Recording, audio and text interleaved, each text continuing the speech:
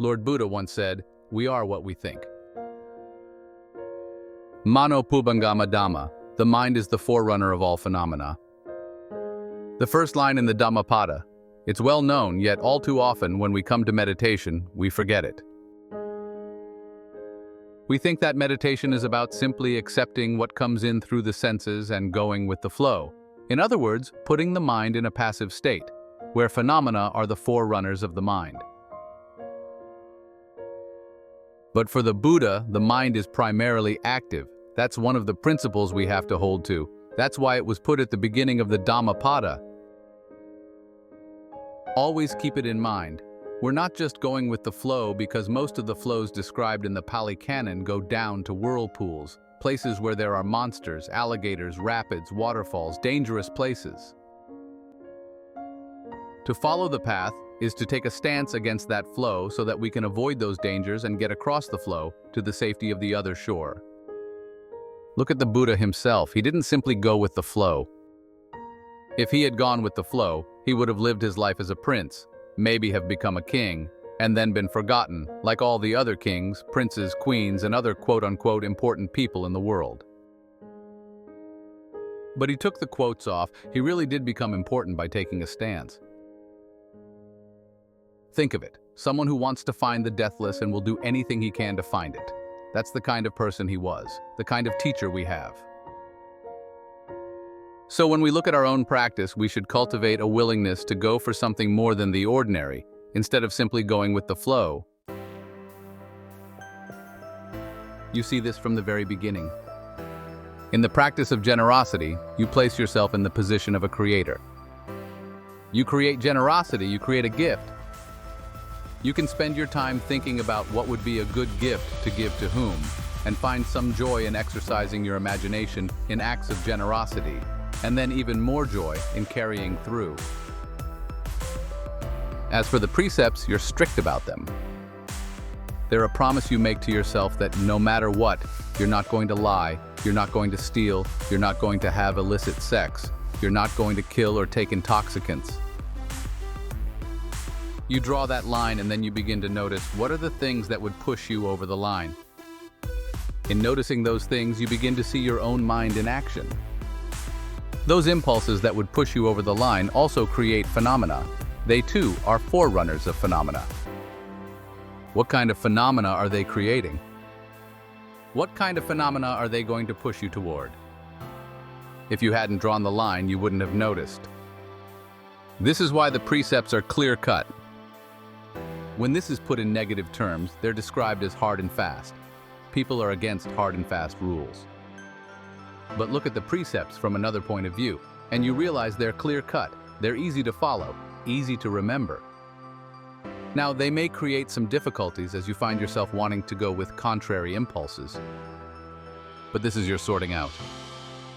After all, this is what right mindfulness is all about, noticing what's skillful and what's unskillful, and remembering what's skillful and unskillful so that you can use your memories to direct your right efforts. You learn how to say no to the voices in the mind that say, well, just this once, or it doesn't matter, or this should be okay. Other people do it. Other people do all kinds of things. Even ordinarily good people let themselves get pushed around. But here again, think about the Buddha. He was not the sort of person to be pushed around. Think of the time he had to give up his austerities.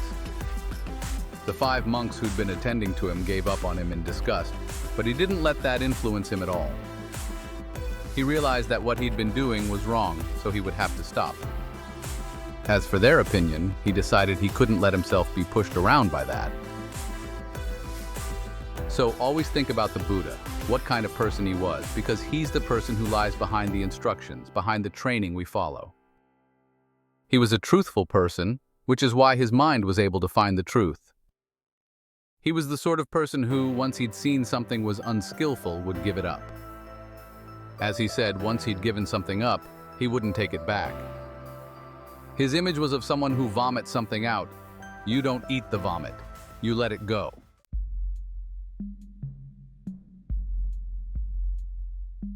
The primacy of the mind. As for things that are skillful, the mind has free range. This is what generosity is all about. There's a lot of freedom in generosity. There's room for creativity, and if you can't be generous with material things, there's always generosity with your time. Other people can give things, but it takes time to keep them in good shape, so see that as a gift, a good gift as well. I noticed when I was in Thailand there were some monasteries that seemed pretty run down, but they could have been fixed up fairly easily. I asked the local people about that, and they said, well, that building was built by so-and-so, and if we fix it up, it becomes their merit. The merit doesn't come to us. I don't know where they got that idea, because the commentary is full of talk about how when you clean up the monastery, you gain in wisdom. The place becomes new because of you. That becomes your merit. So, we look around and see opportunities for giving of ourselves. At the same time, we see opportunities where we have to draw the line and say no to unskillful things. It's in this way that your mind is not just reactive. This is how we know that the mind is not just a material thing or the byproduct of material processes, because if it were, we wouldn't be able to choose what we reacted to and what we didn't react to. We wouldn't be able to organize or choose our responses. We wouldn't have meaning in our lives. But when we take in the various events of the day and choose to organize a response, the more organized the better, that's when we assert the primacy of the mind, which is what the Buddha's teachings are all about. As the Buddha saw, everyone has to go through aging, illness, and death. Nobody wants to, but most people just put up with it. It takes something more than just a material process to say no. There must be something better. So here's where you assert the primacy of your mind, by laying down some rules for yourself, by giving yourself worthwhile goals. As long as you see that they're skillful, you stick with them. If you see that you've made a mistake, you can make changes and choose better goals. That too is part of the primacy of the mind. We're not a wind-up toy that has to do whatever the winder tells it to do. We have our sensitivity so we can read our actions. This is why the Buddha said that you need both commitment and reflection to nourish the Dhamma. You commit yourself to something really good, and then you reflect as you follow through. If you begin to see it wasn't as good as you thought, you can change. If you see there are areas where you can be even stricter with yourself, well, you can make changes there as well. This then becomes the mind state you bring into the meditation, committed to staying with one object. If you already have practice in drawing lines for the mind in terms of your behavior outside, it'll be a lot easier to stay with your one object of concentration. At the same time, you've been training the mind to be active in thinking about generosity, thinking about virtue, and as you're watching the processes of the mind, those thoughts are good processes to watch. All too many people go through life letting their minds wander all over the place. When they come to meditate, all they see is that all over the place mind. It's not very inspiring, and it's not very easy to watch. So, as you practice generosity and are strict in your virtue, you create the external circumstances that are good for meditation. You also create an inner mind state that conduces to meditation as well, conduces to concentration, conduces to discernment. It's all of a piece. This is how you organize your response to the facts of aging, illness, and death. How you organize your response to the realization that you are responsible for the suffering that weighs down the mind, which means that you can make a difference. You can choose to stop causing that suffering. So instead of going with the flow, you go against the flow. You take your stance to resist the flow. That's how you find something really solid, because you've put your mind first and made it from the inside as solid as you can. All phenomena are preceded by the mind or the heart.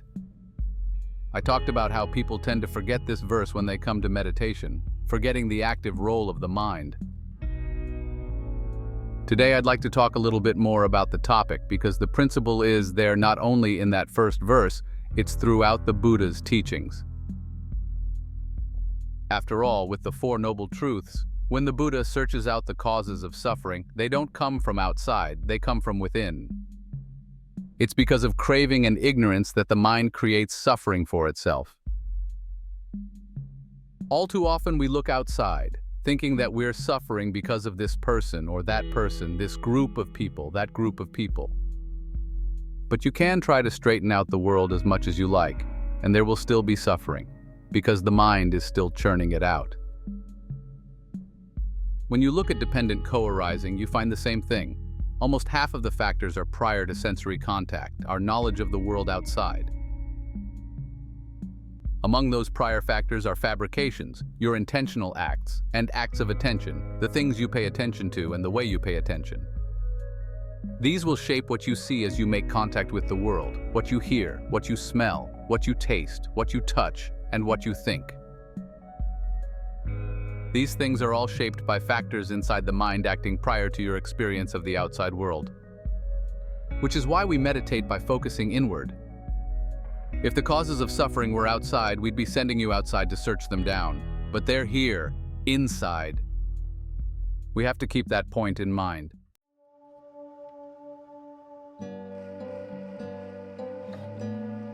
The Buddha's teachings on breath meditation underline this. We're not watching just the breath, we're watching the process of fabrication, the processes of attention as we watch the breath. I know people who say, why watch the breath? When you die, there won't be any breath to watch, so what will you hold on to then? But in the way the Buddha teaches breath meditation in the 4 tetrads of the 16 steps, the big issue is fabrication, the mind's contribution.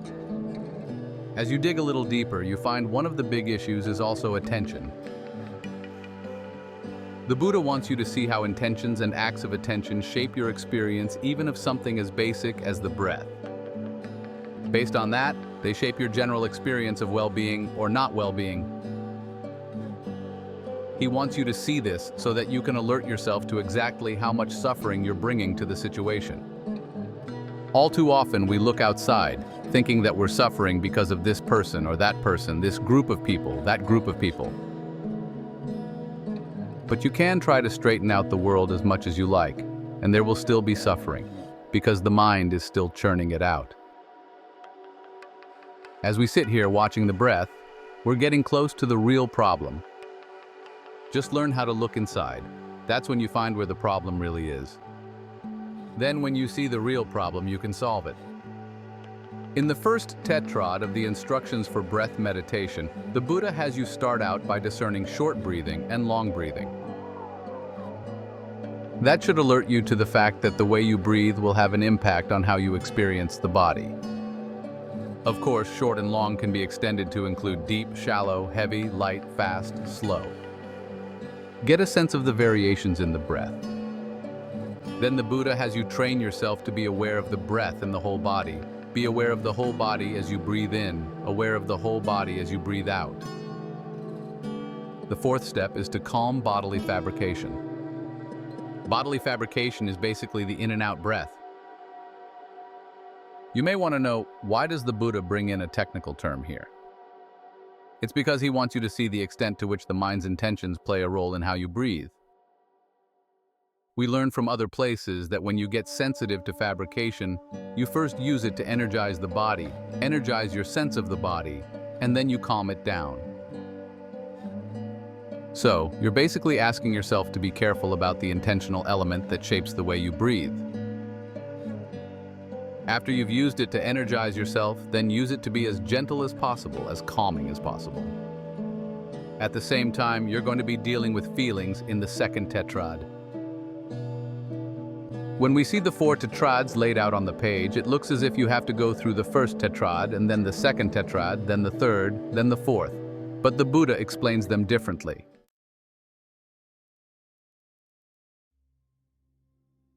Keep your focus at the right spot. When you look more carefully at them, you realize you're doing them in parallel.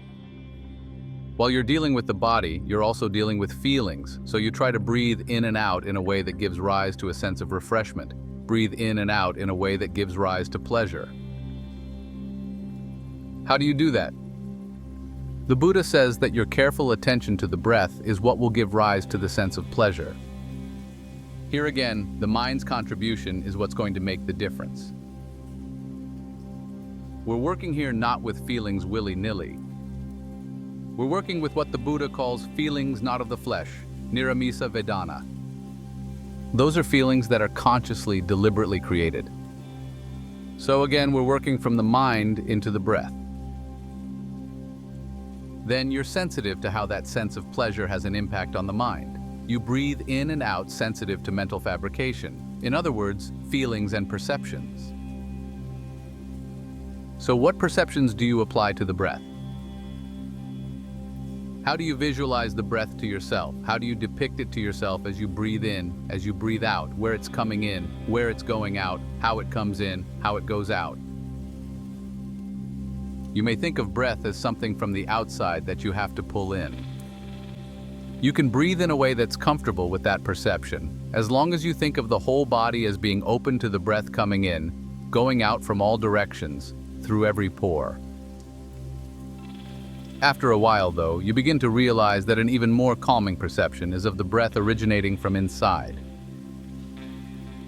After all, it's the energy in the body that pulls the air in through the nose. The air can't force its way in on its own. Where does that energy originate? Ajahn Lee lists a couple of what he calls resting spots of the breath above the navel, at the tip of the sternum, the base of the throat, the palate, the middle of the head, the top of the head. Experiment to see which of these centers is most congenial for you to place your attention on, and then think of the breath radiating out from there without any interference. If any sense of tension gets in the way, think of it dissolving away. So again, it's the way you pay attention to these feelings along with your intention to calm the mind. This is what shapes your experience right now. Then you can find an even more calming perception. Think of all the cells of the body breathing together at the same time. No one cell is more predominant than any other. No one spot in the body is more predominant than any other. That's even more calming, both for the body and for the mind. Then you get to the third tetrad, which you're actually doing at the same time, being sensitive to the state of the mind and then noticing, when does it need to be gladdened and energized? When does it need to be steadied and made more concentrated? How do you release the mind from any of its burdens? You're doing all of this at the same time that you're dealing with body and feelings. These are all issues that'll be determined by attention and fabrication, attention and intention. It's what the mind brings to the practice that's going to make a difference. As you learn these lessons from the breath, you learn them in a very immediate and visceral way, and then you can apply them wherever you go. After all, the breath goes with you wherever you go, and you can take your sensitivity to what you're doing wherever you go as well. This way you keep your focus at the right spot.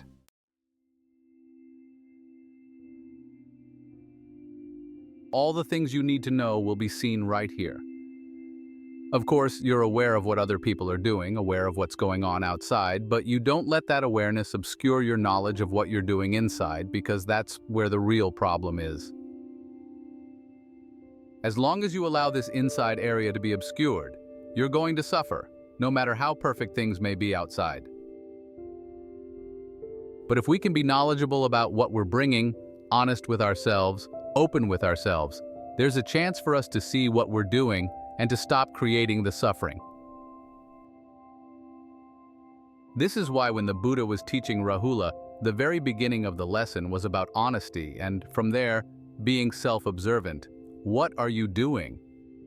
What do you expect to gain from your intentions? Which ones should you act on? When you act only on skillful intentions, what happens? If something bad comes up as a result, you have to ask yourself, maybe my intention was good, but it wasn't skillful. Go back to the drawing board, so you reflect. Remember the Buddha's image to Rahula, your actions are like a mirror. It's through your actions that you can see your own mind. And it's because the mind is the forerunner of all things, it's also the forerunner of suffering, and you can see where it's coming from in the mind. It's also the forerunner of creating the path. You want to be able to get it to develop the needed skills and observe it as it's doing that as well. The breath is a good mirror for the mind. Whatever intentions come up, whatever acts of attention come up, they're reflected in how you experience your breath. But we tend to look past this mirror, and as a result, we don't see ourselves. So keep the mirror polished and keep your eye on the mirror, because all the things you need to know will be seen right here.